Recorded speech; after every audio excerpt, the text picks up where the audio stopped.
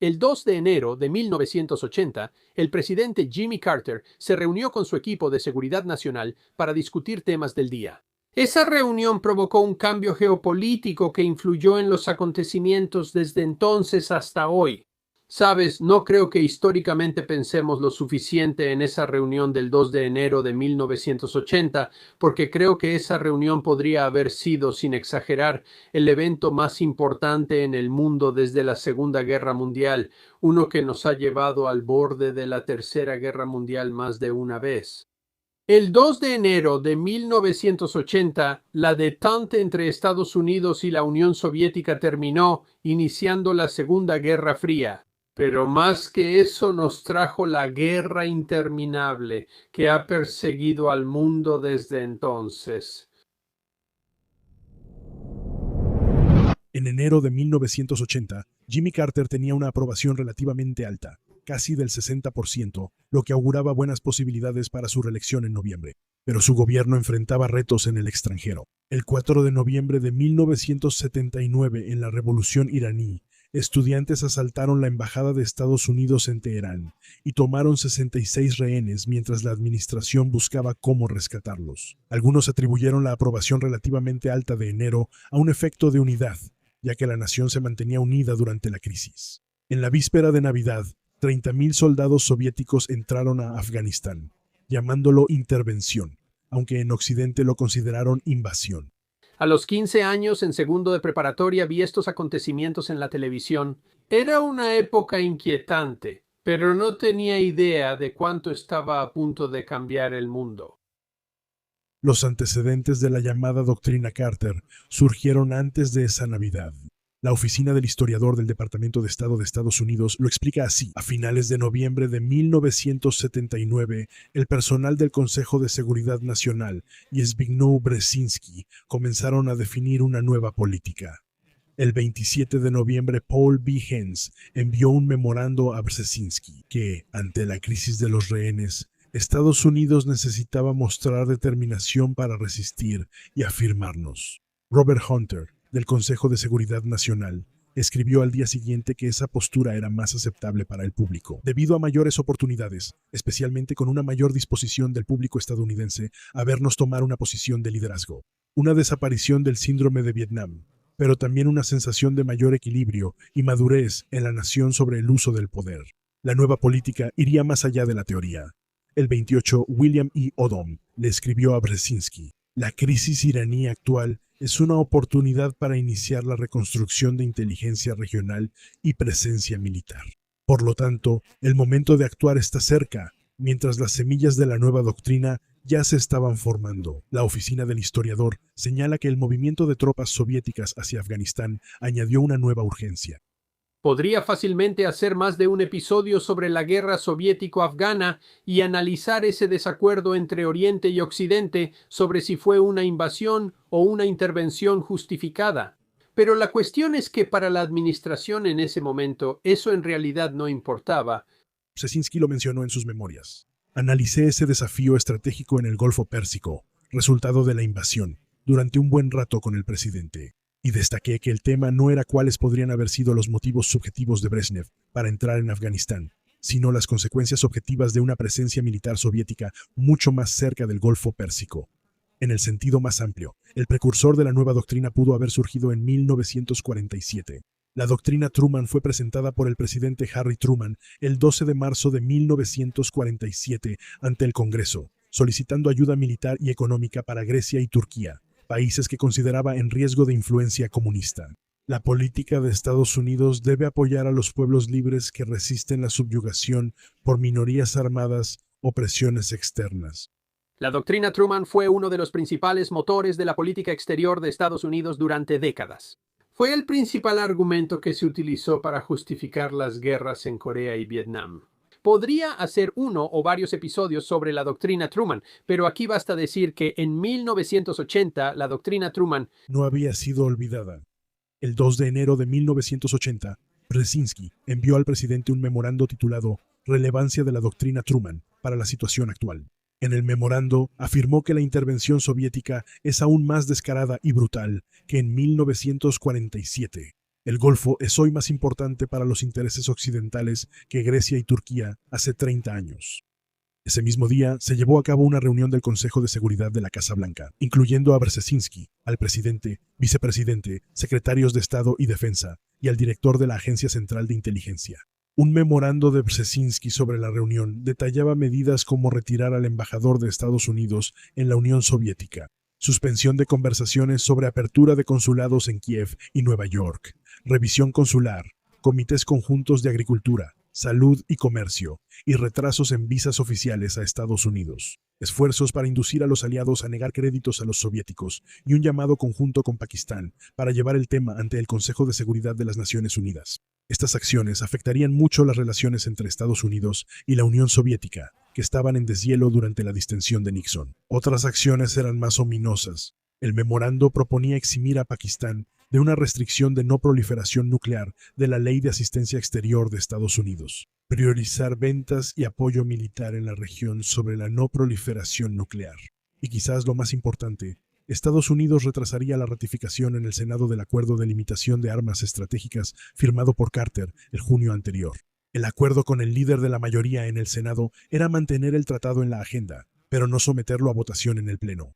Esta acción fue controversial, pues aunque el Consejo consideró que el acuerdo de limitación de armas era estratégico para Estados Unidos, concluyó de otra manera.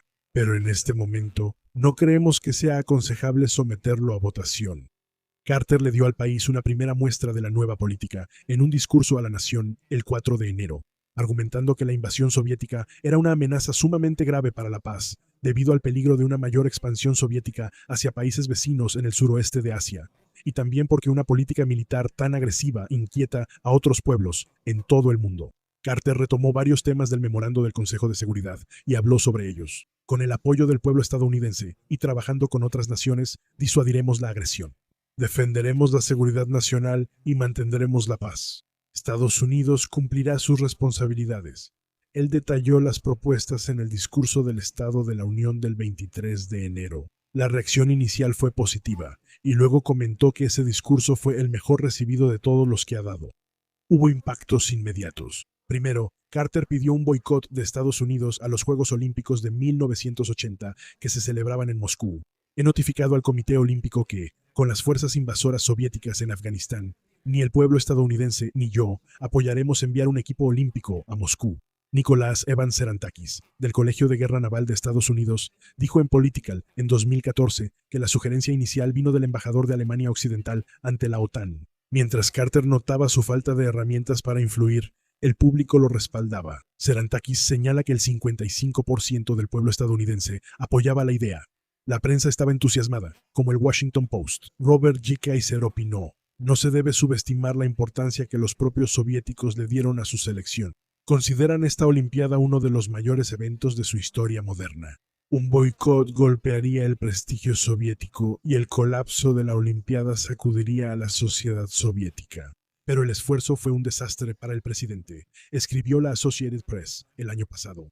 En poco tiempo, esa medida llegó a ser vista como un ejemplo clásico de los riesgos, la confusión y la baja tasa de éxito de inyectar la política en el deporte. El presidente intentó convencer a otras naciones de unirse al boicot. Al final, 65 lo hicieron. Los intentos de cancelar los Juegos y organizar unos alternativos ante el Comité Olímpico Internacional fracasaron. El ánimo público, antes de apoyo, cambió cuando los Juegos Olímpicos de Invierno en Lake Placid, Nueva York, aumentaron el entusiasmo por las Olimpiadas. Varios, incluso aliados cercanos de Estados Unidos como Francia, España, Italia y Reino Unido, asistieron.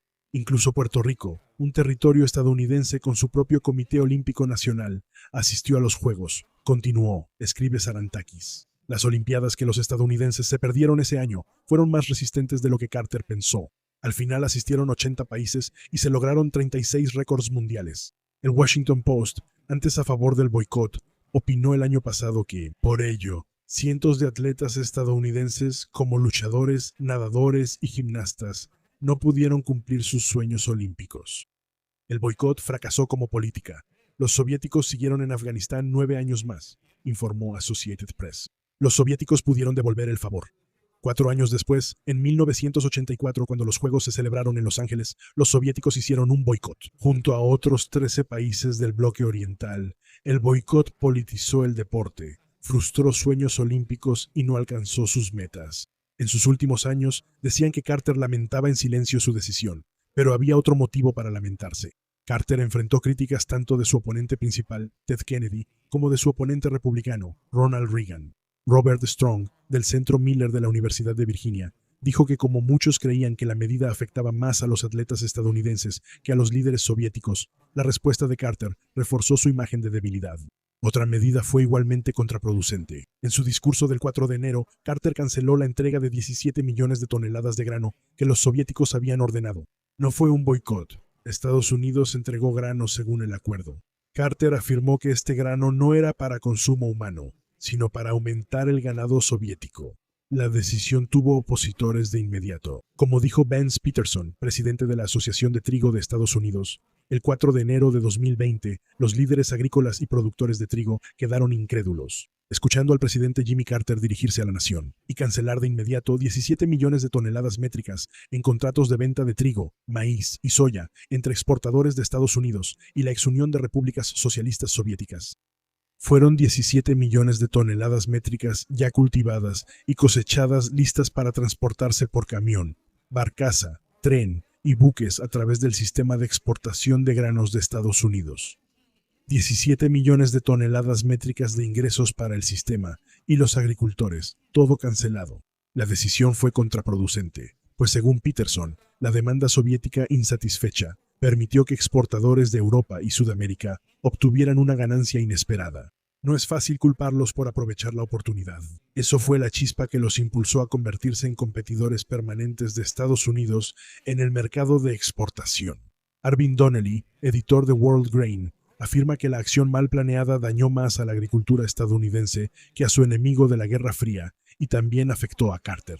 Ronald Reagan, candidato republicano, prometió acabar el embargo, diciendo que dañaba a agricultores de Estados Unidos y no afectaba a la Unión de Repúblicas Socialistas Soviéticas. Ambos temas, que parecían ganadores en enero, pesaron sobre la presidencia de Carter en noviembre, escribe Donnelly. Carter perdió ampliamente ante el republicano Ronald Reagan en 1980, y el embargo jugó un papel en la contundente derrota, aunque cometió otros errores de política que contribuyeron a su salida de la Casa Blanca. Al final, la doctrina Carter, un término acuñado por los analistas, aunque no por el presidente, se convirtió en un lastre. No se puede afirmar que sola le costara la elección, pero sí influyó. Estos fueron los impactos inmediatos. La doctrina fue mucho más trascendental. Como dijo en su discurso sobre el Estado de la Unión, nuestra posición debe quedar clara. Todo intento de una fuerza externa de controlar el Golfo Pérsico será visto como un ataque a los intereses vitales de Estados Unidos. Y tal ataque será repelido por cualquier medio necesario, incluyendo la fuerza militar. La doctrina Carter comprometió a Estados Unidos de una manera en que no lo había hecho antes, como garante militar para proteger el Golfo Pérsico y el suministro de petróleo del mundo y de las naciones de manera inmediata. Eso significó más gasto en defensa, negociaciones para obtener derechos de bases en la región, la creación de una fuerza de despliegue rápido que pudiera ser enviada a través de la región y ayuda en ventas de armas a ejércitos extranjeros. Pero el cambio significó más, como escribió el analista de política exterior Felipe Anderson en la revista Seguridad Humana en 2023. La doctrina Carter provocó un cambio de paradigma en las políticas exteriores y de defensa de Estados Unidos. Un cambio que gradualmente centraría la atención hacia Medio Oriente. Esto llevó a lo que el historiador Andrés Bacevich, de la Universidad de Boston, denominó en una edición de 2021 de la revista Commonwealth, aludiendo a un discurso del presidente Biden. La guerra interminable, escribe, en realidad no data de septiembre de 2001, sino de enero de 1980. El dictamen del presidente Carter se relaciona con la guerra interminable, así como el primer bocado de la fruta prohibida de Adán llevó al estado caído de la humanidad. Esto es el pecado original. ¿Qué implica esto para la historia? Cole Bunzel, historiador de la institución Hoover, indica que desde 1980 la política de Estados Unidos en el Golfo sigue el espíritu de la doctrina Carter. ¿Los resultados? El escritor Edward Chang lo mencionó en 2020 en American Conservative. La respuesta a la guerra soviético-afgana pudo haber sido contraproducente, convenciendo a los soviéticos de que eran un peligro para los suministros mundiales de petróleo. Carter aprobó el armamento, financiamiento y entrenamiento de los muyahidines afganos en la guerra de guerrillas. Este programa, la Operación Ciclón, fue ampliado bajo Reagan y se consideró que contribuyó al fracaso soviético para lograr la victoria. Sin embargo, posiblemente fortaleció a fuerzas en Afganistán que después formaron el régimen talibán, el cual refugió a Osama Bin Laden y Al-Qaeda. La Guerra del Golfo de 1990 fue prueba directa de esta doctrina, dice Cheng. La doctrina Carter, vigente desde hacía 10 años, y el enfoque en la estabilidad regional llevaron a la administración de George Herbert Walker Bush a intervenir para defender a Arabia Saudita ante la agresión iraquí. Robert A. Manning, experto en política exterior y exanalista de la Oficina del Director de Inteligencia Nacional, escribió en el sitio web del Atlantic Council en 2021. Esta presencia data de la Primera Guerra del Golfo, y varios grupos la han citado como una razón clave para numerosos ataques contra Estados Unidos y su personal, incluyendo, por supuesto, el que culminaría en la invasión de Irak en 2003, la Guerra Eterna. Seamos honestos, mi vida y la vida de prácticamente todos los que verán este video han sido impactadas, algunos de manera bastante profunda, de alguna forma, por esa guerra eterna. Ahora, por supuesto, estos argumentos que dicen que todo surgió de esa reunión en 1980 son políticos en sí mismos. Y los líderes, por supuesto, tomaron sus propias decisiones y no estaban atados por la doctrina Carter. La doctrina Bush, por ejemplo, es más o menos un corolario de la doctrina Carter. Todos tomaron sus propias decisiones. Pero para darte una idea que ilustre el significado de esa doctrina, Anderson señala un hecho simple. Entre 1945 y 1990, ningún soldado estadounidense murió en Medio Oriente, y desde 1990 casi ningún militar estadounidense ha muerto en otro lugar que no sea Medio Oriente. Si la lógica sigue, es difícil no notarlo. La ironía de que un intento de detener la larga y sangrienta guerra que los soviéticos libraron en Afganistán terminó atrayéndonos a nuestra propia larga y sangrienta guerra en Afganistán. ¿Y tú? Hay preguntas reales. ¿Qué más podíamos hacer? ¿Había otra alternativa? La historia sería diferente. La historia es la historia. Pero bajo cualquier estándar, esa reunión del 2 de enero de 1980, que pudo haber determinado los resultados de la elección de 1980, fue un punto de inflexión profundo, aunque poco apreciado en la historia. Señala Basiovich. Carter no tenía la intención de embarcarse en una guerra, ni anticipó el rumbo que esa guerra iba a tomar, su duración, costo y consecuencias. Al igual que el estadista europeo que hace 100 años desató la catástrofe que hoy conocemos como la Primera Guerra Mundial, Carter simplemente encendió una mecha sin saber a dónde conducía. Espero que hayas disfrutado viendo este episodio de El Chico de la Historia. La historia merece ser recordada. Si fue así, no dudes en darle like, suscribirte y compartir El Chico de la Historia. La historia merece ser recordada con tus amigos. Y si también crees que la historia merece ser recordada, entonces puedes apoyar a El Chico de la Historia. La historia merece ser recordada como miembro en YouTube, como patrocinador en nuestra comunidad en Locals, o como patrocinador en Patreon. También puedes visitar nuestra increíble tienda de productos o reservar un mensaje especial de El Chico de la Historia. La historia merece ser recordada en Cameo.